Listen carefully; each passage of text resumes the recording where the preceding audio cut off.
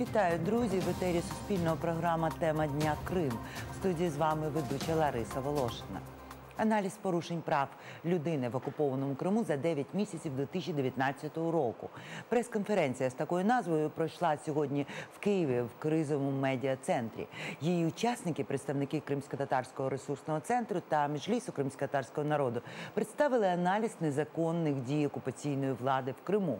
Йдеться про порушення права на життя, свободу, безпеку і особисту недоторканність, порушення основних свобод за період січня по вересень поточного року. Про те, які злочини вчиняють представники російської окупаційної влади в Криму, ми поговоримо з учасником прес-конференції, членом Меджлісу кримськотатарського народу, головою Кримсько-татарського ресурсного центру Ескандером Варієвим. Вітаю вас, пане Ескандере. Ну, ті цифри, які сьогодні були представлені, вони вражають.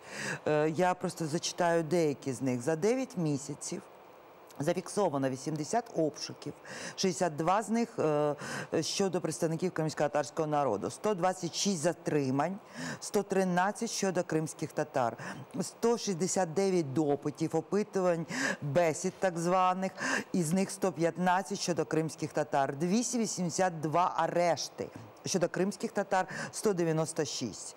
І включаючи 213 випадків продовження терміну арешту, а загалом 578 випадків порушення права на справедливий суд, щодо кримських татар – 408. Тобто це якісь жахливі цифри. І з того, що ми побачили, можна констатувати, що кількість порушень зростає. Як вы для себя поясните вот такую тенденцию? Ну, во-первых, да, действительно, мы не просто даем цифры и говорим о том, что они увеличились. Мы сравниваем за такой же период 2018 года. И по разным категориям, конечно, разные показатели. Вот, к примеру, то, что мы назвали об обысках, то, в принципе, данные идентичны с прошлым годом. Но если мы говорим уже о задержаниях, то мы видим уже рост в 1,4 раза. Если мы говорим о, скажем, о допросах, то мы видим уже в 1,5 раза, а когда речь идет об арестах, то уже мы видим увеличение в 2 раза. То есть, по сути дела, несмотря на то, что вот громко говорилось о том, что освобождены военнопленные моряки и освобождены еще 11 заручников Кремля, тех политузников, из них 9 имеют отношение к Крыму, то, конечно же, мы все равно видим всю картину, что Российская Федерация не прекращает проводить свои репрессивные действия в отношении коренного крымско-татарского народа, в отношении проукраинских активистов, в отношении, скажем, украинцев этнических. И поэтому здесь мы можем четко сказать следующее. В чем еще интересные вот какие тренды, да, вот в рамках этого анализа? Что мы увидели? Первый посыл. Я бы сказал, что, во-первых, вот все эти дела, по которым арестовывались люди, проводились обыски, все эти правонарушения, они связаны по 3 делам. Массовое – это дело Хизбут Тахрир, второе – это дело свидетелей Иеговых, и третье – это причастность к так называемому вооруженному формированию на территории иностранного государства, то есть батальон Нумана Челебиджихана. И здесь мы видим, массовость, конечно, это Хизбут Тахрир и свидетели Иеговы. И мы понимаем, что в соответствии с российским законодательством эти 2 организации запрещены. Но, с другой стороны, мы видим, как искусно Российская Федерация, скажем, создает некий фон. Ведь на самом деле все эти люди, которые арестованы по этим кейсам, в частности по Хизбут Тахрир, у них ни у кого не найдено ни оружия, ни каких-то элементов для взрывчатки, никаких инструкций для терактов, ничего подобного. И даже не найдена запрещенная литература, из-за которой можно было бы их осудить. Но при всем том мы видим другие еще тенденции, что в отношении ряда политзаключенных уже, их мало того, что арестовали, им усиливают статьи. Усиливают, и непосредственно вот мы сегодня на пресс-конференции говорили, что у 5 людей скажем, у них усилили статьи с части 2 в часть 1. То есть одно дело участие в террористических актах, а другое дело организация террористических актов. И, соответственно, мы можем ожидать, что так называемая или оккупационная прокуратура будет, конечно, запрашивать максимальные сроки. И мы совсем недавно видели, когда была осуждена Ялтинская, были вынесены приговоры Ялтинской группе по делу Хизбут Тахрир, то мы видим, какие максимальные сроки были даны этим людям на небольшое количество людей, получается в общей сумме порядка 100 лет, там 99 лет. Вот на эти вещи нужно обращать внимание. Потом я бы сказал, что очень важно в этом году произошли вот за эти 9 месяцев в основном мартовские события, когда были массовые обыски и аресты, июньские события и задержания в июльские события, когда проводилась акция на Красной площади, акция протеста. Здесь стоит отметить, что в том числе за эти 9 месяцев начались репрессии в отношении женщин, когда женщин-правозащитниц и женщин-жен политзаключенных удерживали и, соответственно, держали в ФСБ в своих кабинетах и таким образом оказывали давление. Ну и на что еще хотелось бы обратить внимание, что большое количество этапирований. Дело в том, что 69 этапирований нами зафиксированы за эти 9 месяцев.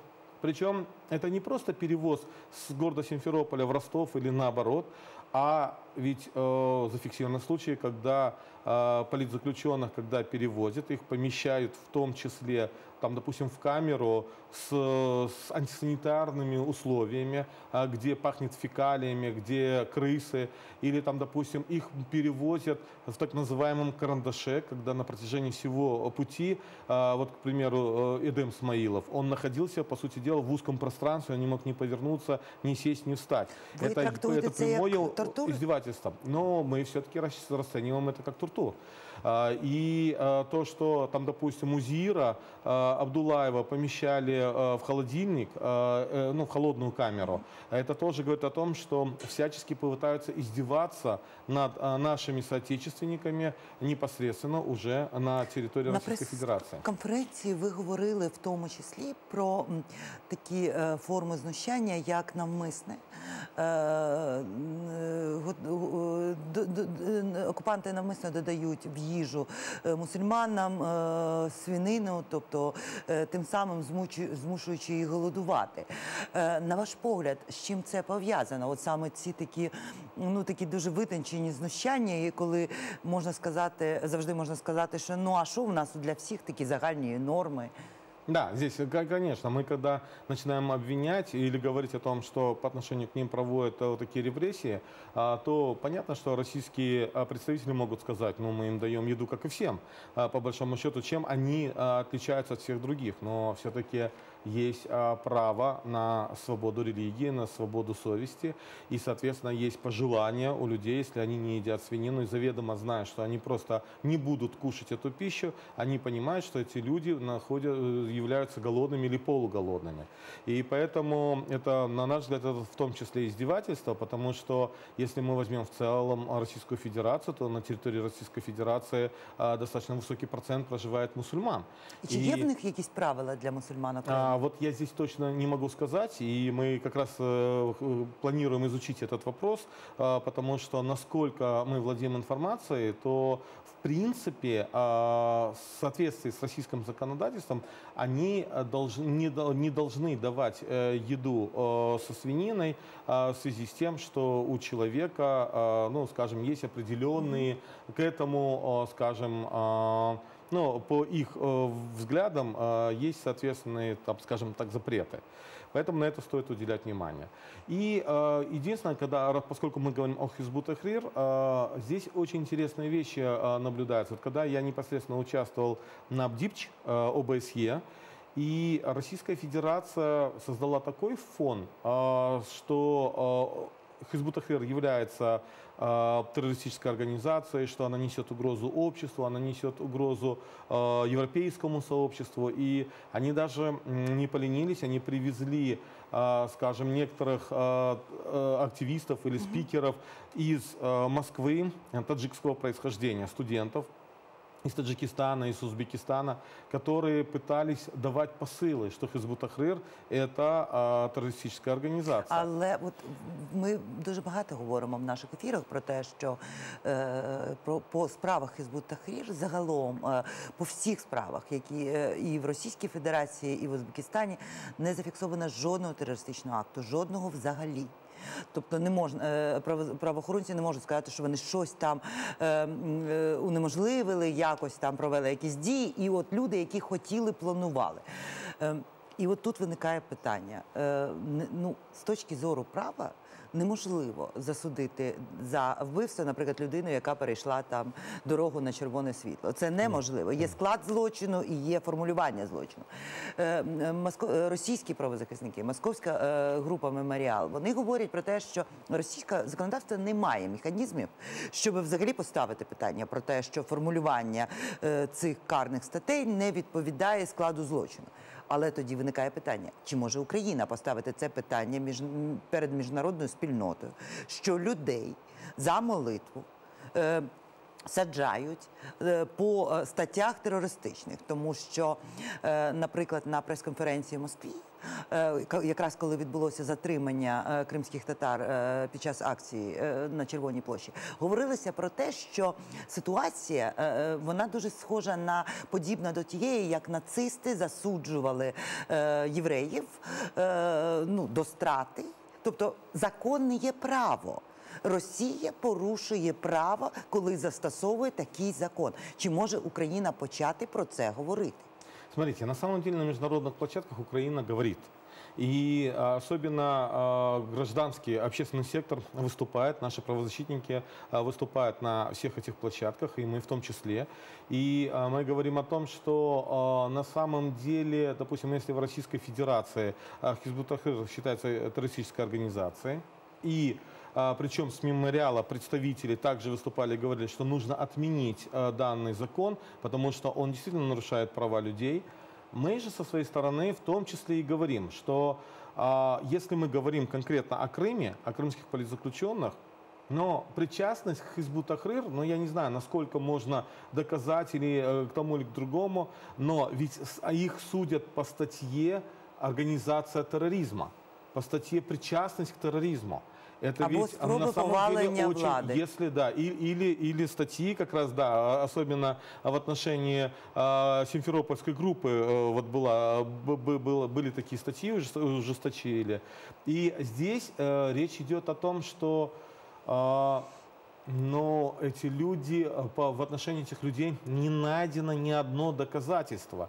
И поэтому сегодня их обвиняют же не просто в причастности к Хизбут Тахрир условно, а их обвиняют за причастность к терроризму, чего они никогда не совершали, не могли совершить и не собирались совершать. Ведь мы, слава богу, в Украине сколько жили, и более чем за 20 лет до оккупации Крыма у нас ведь на самом деле не было никаких проблем. У нас не было террористических актов. У нас в Крыму, в принципе, люди нормально сосуществовали, жили, и не было никаких конфликтов ни на религиозной почве, ни на этнической почве. И поэтому здесь однозначно мы должны больше позиционироваться на то, что это наши граждане, наши соотечественники, в отношении которых просто огульно обвиняют их в причастности к терроризму и, соответственно, под разным предлогом. Я в данном случае больше говорю, что Хизбут Тахрир в российском понимании это больше предлог для того, чтобы проводить репрессии в отношении людей. Ще один цікавий момент, який є в вашому звіті, це ваші дані по політв'язнях, вони різняться з тими даними, які дають інші правозахисні організації. Чому?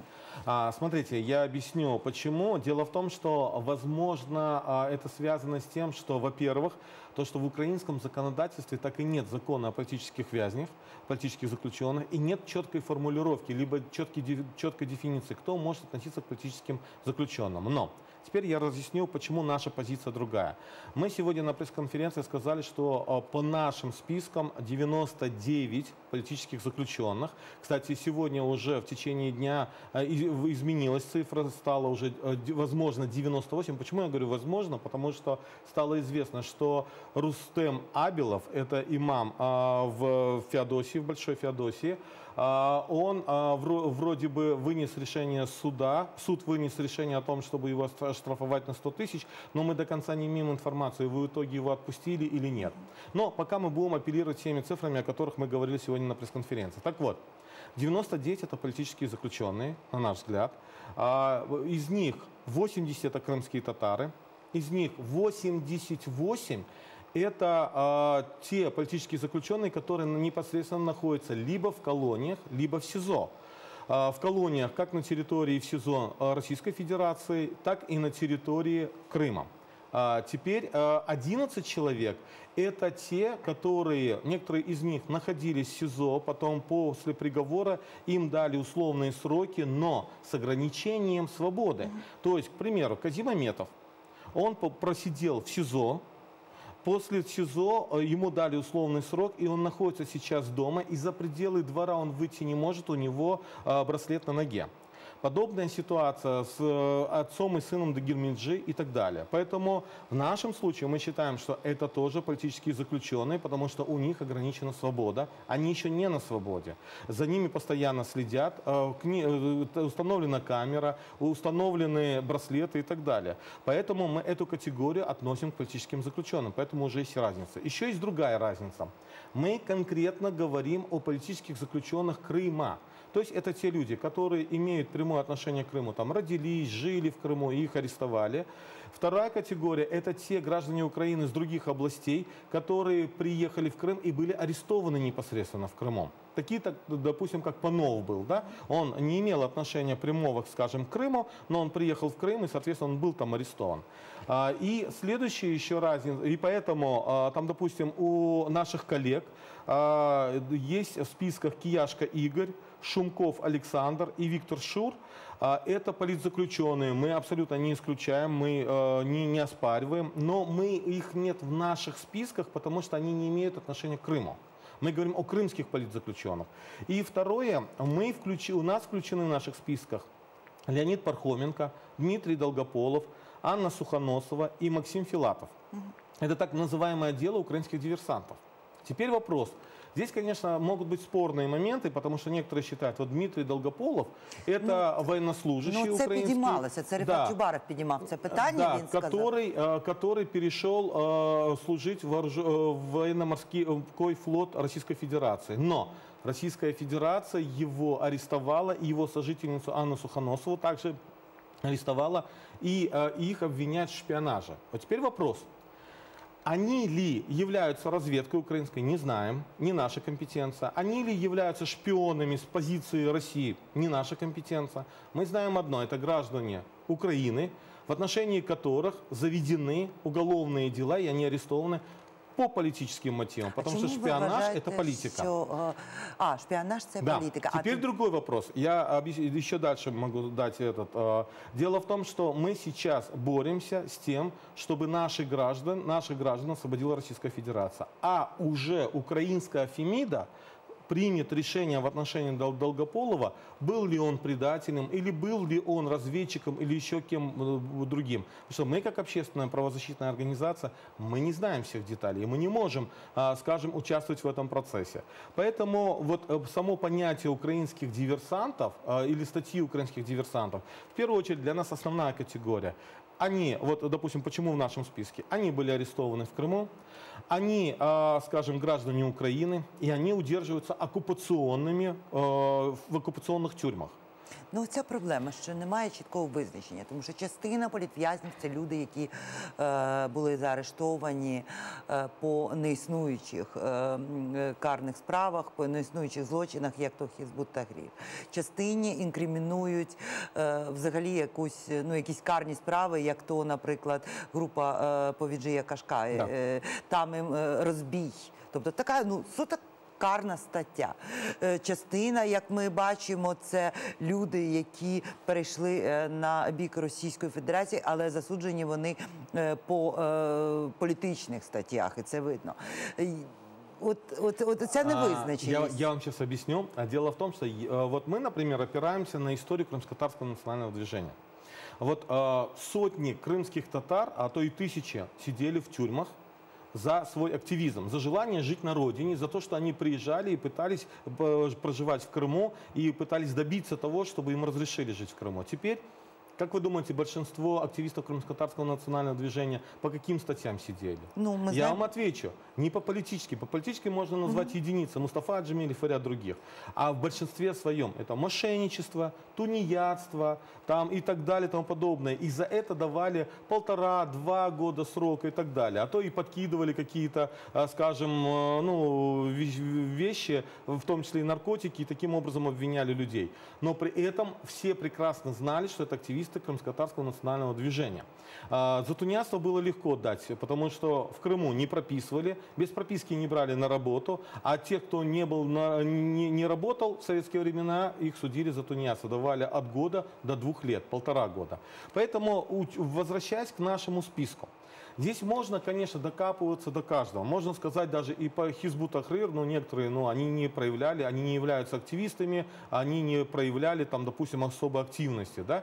Или, к примеру, если мы возьмем дело Виджия Кашка, то по большому счету их обвиняли в чем? В вымогательстве. Так. Да. А на самом деле мы-то знаем ситуацию, что это группа активистов, которые пытались решить обычную бытовую проблему по отношению к ветеранам национального движения, но при всем том, ведь ФСБ не спит, они ищут любой повод для того, чтобы, скажем, избавиться от активиста, для того, чтобы арестовать активиста. Ведь просто напрямую давать политические статьи или арестовать по политическим статьям, это ведь дает большой резонанс. И поэтому всегда старались любого правозащитника, любого активиста, скажем, сравнить или сопоставить с террористом, как это они делают по Хизбут Тахрир, или там с мошенником, или с вымогателем, или с каким-либо там наркоторговцем и так далее. Поэтому с нашей стороны мы должны четко обозначать эти моменты. И действительно, у меня тоже тогда вопрос с другой стороны, по Долгополову. Я, опять же, не в моей компетенции об этом говорить, но ведь Российская Федерация его обвиняет в шпионаже. Он гражданин Украины. Поэтому здесь у нас доступа нету ко всем делам, чтобы полностью мы знали об этом. И у нас нет той информации, которой, возможно, владеют другие компетентные органы. Но при всем том мы знаем, что это гражданин Украины, что он арестован представителями оккупационной власти. І обвинення йому не просто там наркотики, а іменно шпіонаж. Дивіться, в вашому звіті є і інші злочини, такі як порушення освітніх прав, культурних прав, руйнація екосистеми Криму. От цей розряд злочинів. Наскільки він цікавий, наприклад, нашим західним партнерам, коли ми показуємо, що Україна демонструє, ви, до речі, розповідаєте з одного боку про сотні дітей, які залишилися без батьків, а з іншого боку про, наприклад, там ексцес на пляжі Феодосії. Тобто це не співставні речі. Як це Смотрите, на самом деле, вот когда мы говорим об этих политзаключенных, мы говорим больше об индивидуальных правах. Вот когда мы говорим о нарушении экосистемы, когда мы говорим в том числе о несогласованном или незаконном, там, допустим, незаконной добыче минеральных и биологических ресурсов, полезных ископаемых, вот как раз речь идет уже о коллективных правах коренного крымско-татарского народа. И мы в этом году, кстати, это было впервые в ОБСЕ вообще, провели сайд-ивент на тему именно использования ресурсов биологических и минеральных в акваториях Азовского и Черного морей вблизи Крыма оккупированного. Ведь на самом деле мандат ОБСЕ распространяется не только на сухую территорию, но и на акватории морей региона ОБСЕ. И мы сделали ряд акцентов в рамках нашего, у нас была такая солидная команда, порядка 6 человек, и мы давали информацию. Я, в частности, выступал о нарушении коллективных прав крымско-татарского народа, о том, что, скажем, добыча рыбы, добыча полезных ископаемых и так далее проводится без согласования представительного органа крымско-татарского народа, Меджлиса крымско-татарского народа. Далее мы давали четкую раскладку, она, кстати, она у нас есть, скажем, вреде, который нанесло строительство моста. Это в том числе очень сильно повлияло на популяции рыб в Керченском проливе, в Азовском море. Это очень сильно повлияло и дает свой результат. В том числе сейчас в мире одна из топовых проблем – это глобальное потепление. И то, что творит сегодня Российская Федерация непосредственно в Крыму, это в том числе дает определенные отголоски и на эту глобальную проблему. И поэтому в контексте глобальной вот этой проблемы, глобального потепления, в том числе вот эти все события, связанные с, скажем, с нарушением экосистемы оккупантами на территории Крыма и нарушением нашей спадщины культурной, это все дает определенний результат в общий кейс. Пане Іскандере, от дуже мало часу, але хочу, щоб ви все ж таки встигли відповісти. Все, до чого ви апелюєте, це міжнародні конвенції про права корінних народів. Але для цього потрібно, щоб Україна визнала ці права і надала статус і корінному народу, і кримсько-татарській автономії. І от тут виникає питання, чи чують тут? Но мы будем дальше стучаться. Дело в том, что вроде бы сейчас была у нас недавно экспертный совет собирался при представительстве президента Автономной Республики Крым. Я там очередной раз говорил о том, что первоочередное, что мы должны принять, это принять закон о коренных народах.